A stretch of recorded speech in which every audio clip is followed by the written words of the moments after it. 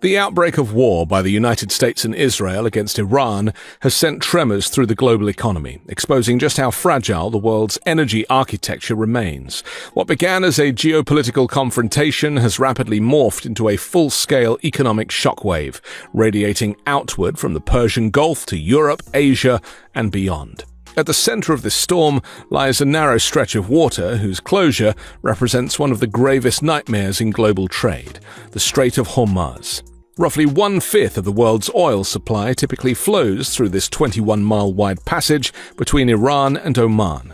In practice, usable shipping space is even narrower, just 2 lanes, each about 2 miles wide, through which between 70 and 80 tankers pass daily under normal conditions.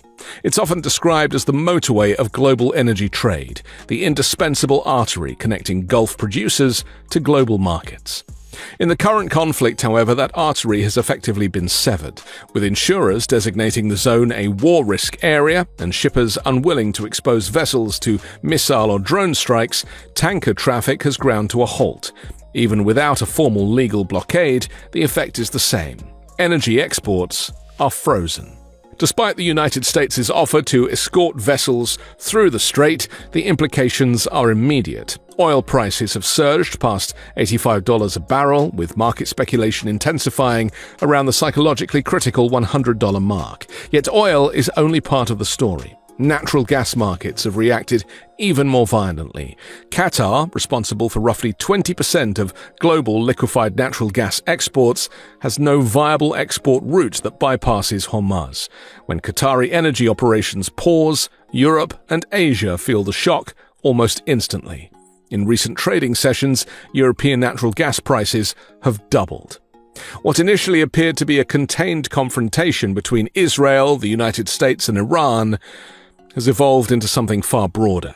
Gulf states, long striving to position themselves as stable business hubs, insulated from regional turmoil, have been pulled towards the epicenter. Missile strikes on Saudi energy infrastructure and threats against key oil cities such as Dhahran underscore the vulnerability of the region's economic crown jewels. For countries like Saudi Arabia, the United Arab Emirates, Kuwait, Bahrain, and Qatar, the crisis is not merely about oil revenue. It strikes at the foundation of their modern identity. Over the past decade, these states have invested heavily in diversifying their economies, marketing themselves as financial centers, tourism destinations, and expatriate havens.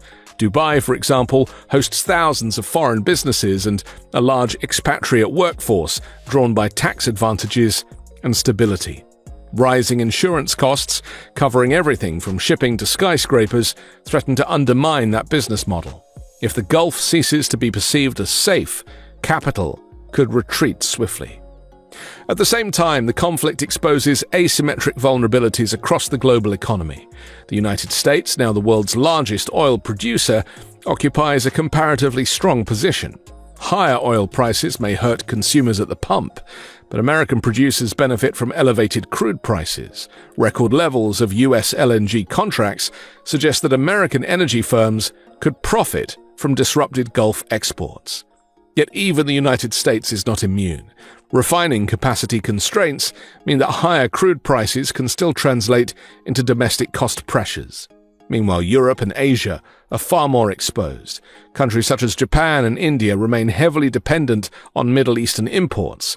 Europe, having already endured an energy shock following Russia's invasion of Ukraine, now faces renewed inflationary risks. Energy markets are globally priced.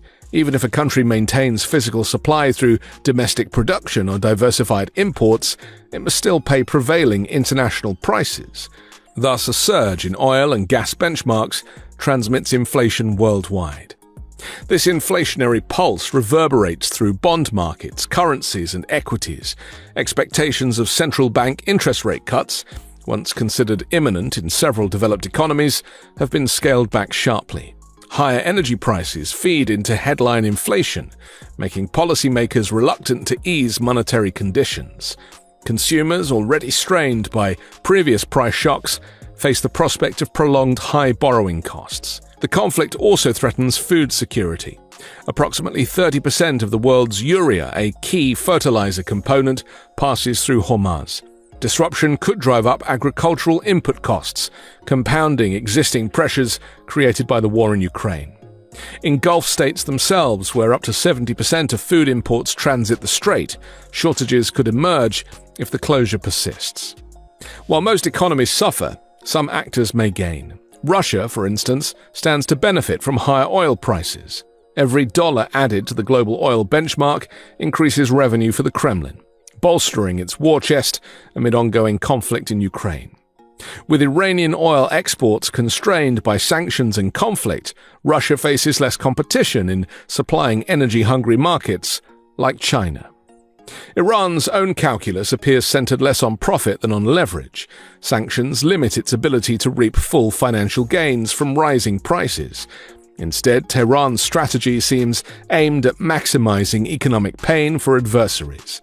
Unable to match the military capabilities of the United States and Israel directly, Iran can weaponize geography, turning energy flows into a tool of asymmetric retaliation. For the United Kingdom and the European Union, the crisis arrives at an awkward moment. Fiscal plans built on assumptions of falling gas prices and stabilizing inflation now look fragile. Government forecasts projecting declines in energy costs risk rapid obsolescence if the conflict drags.